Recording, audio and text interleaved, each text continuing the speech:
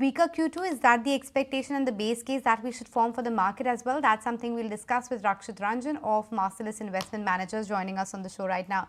Rakshit, hi, good to be speaking with you. Well, what's the expectations with respect to earnings? Because large part of the street believes that we had run up ahead of fundamentals and now earnings have peaked and there are chances of more downgrades than upgrades. Yes, good afternoon. Thanks for having me on your channel. I agree with your broad assessment, as you mentioned. So there are two types of challenges at the moment in the stock markets that investors should be aware of. One is earnings are going to be adversely affected by weak external macro. And hence a lot of bottom-up stock picking to ensure you pick up only those companies where earnings growth is coming through despite weak macro is required. The second challenge, as you mentioned, is markets have run ahead of fundamentals, and hence if you want to pick up sort of cheap stocks or stocks where upside from positive surprises can come from.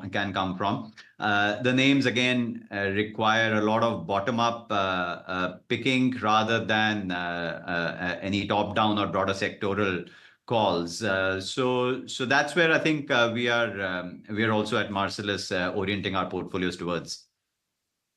So which are these sectors where are you expecting some kind of an earnings underperformance or disappointment to come in majorly in the second quarter? Yeah, so there are quite a few.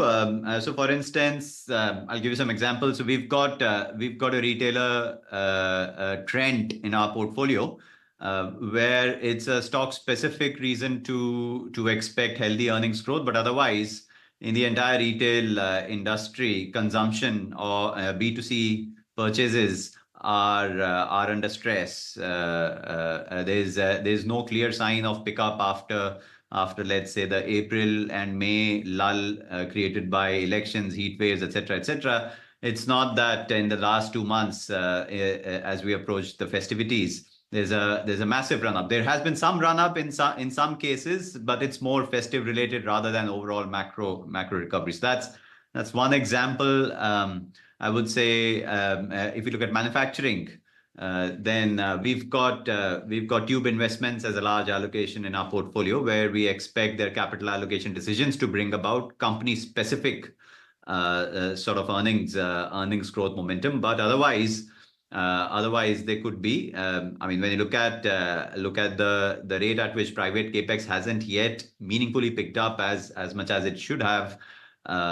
Fixed asset development on the balance sheets of large companies has been remarkably slow compared to earnings growth over the last couple of years. So those are some examples where I think bottom-up stock picking helps.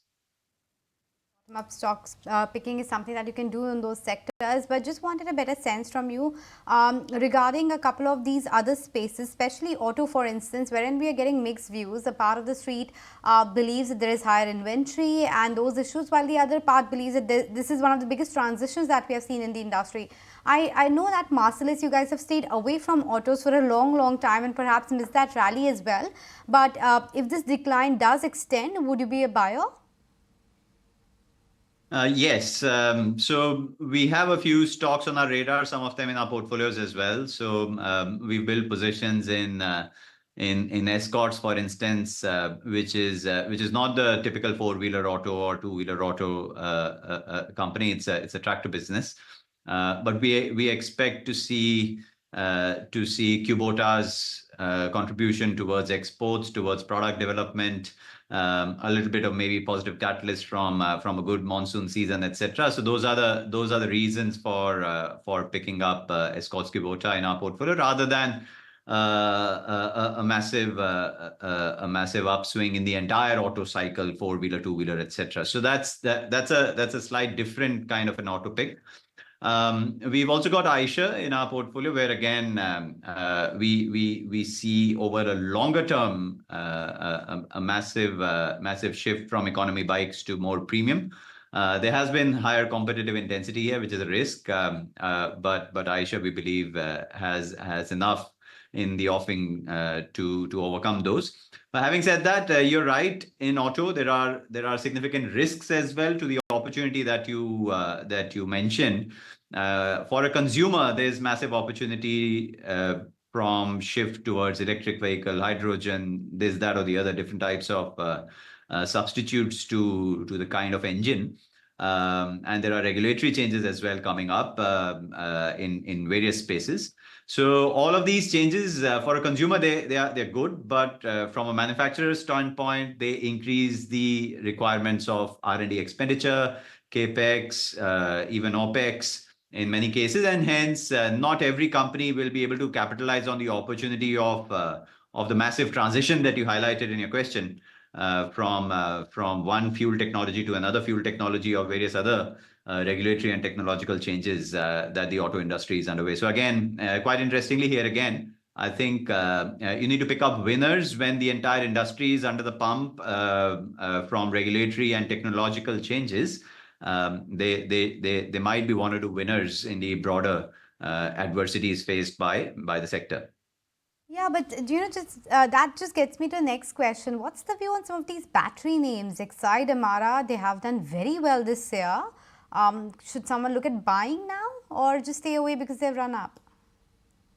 We are conscious of the valuation angle there, and hence, so for instance, when we look at the auto names in our portfolio, we see areas of earnings positive surprise in a stock like, let's say an Escort over the next 3 to 4 years, and valuations don't yet reflect that. So valuations is a big reason why a lot of that space at the moment is not hitting our radars. Specialty chemical is one space which has been down and out for quite a long time. There have been multiple news reports which suggest that there could be some price recovery going forward. But what are you picking up, and why are you so bullish when it comes to the chemical sector? Yeah, so we used to have a far greater exposure to this space in some of our funds until about a year and a half ago. It's relatively lower now, but as you mentioned, there is a possibility that we might be nearing the end of the tunnel.